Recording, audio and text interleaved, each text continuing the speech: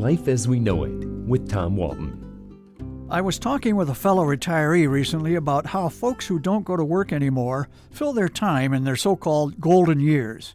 She told me she recommends learning a second language. Well, that sounds great in theory, but I'm still working on English as a first language.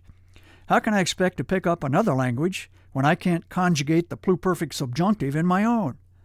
But if I do give it a shot, what language should I go for? Russian? Niet. Pig Latin? Ixnay on that. Recalling my 2 years of high school Spanish, I considered giving Espanol another try. I remember having some success reading written Spanish back in the day, but listening to someone speak the lovely language of Spain, Mexico, and Central America left my head spinning. That would be dejo mi cabeza grande if you're keeping score at home. So I went straight to the refrigerator, grabbed a cerveza, and pondered other options. What about Italian? I think it would be cool to have a conversation with guys named Giuseppe or Pasquale and pretend I know what I'm talking about. But the challenge with Italian is twofold. You have to learn to talk with your hands, too. So what about German? Some of the kindest people I've ever met are German. I've got German blood myself.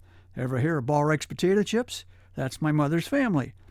But listening to someone speak in German is like listening to someone having a nasty argument with himself. There's a reason it's not listed among the Romance languages. I could give Portuguese a go, except I've already been to Portugal and I have no plans to visit Brazil.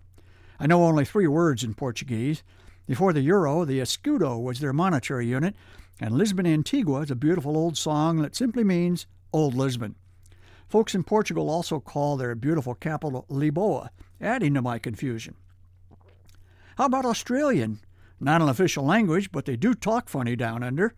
Regardless, I'm unlikely to travel there. 14 straight hours in the air, and I'm risking some serious blood clotting.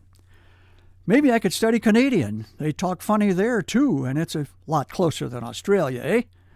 Chinese, Japanese, Korean, all Greek to me. So what about French? We're already familiar with several French phrases because they've been more or less absorbed into English. One example is sacre bleu, an exclamation roughly equivalent to gosh darn it. Another is au revoir, which I now understand means simply goodbye and not, oh, we have found the river. Bon appetit is easy. So is merci beaucoup, thank you very much.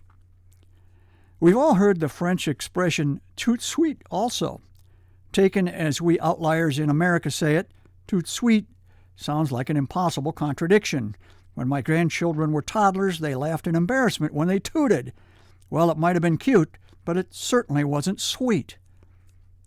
Translated literally, of course, it simply means immediately.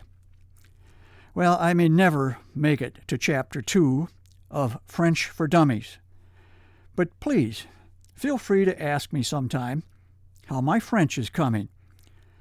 I'm already working on my reply, Comment ci, comment ça, c'est la vie, which is to say, not very well.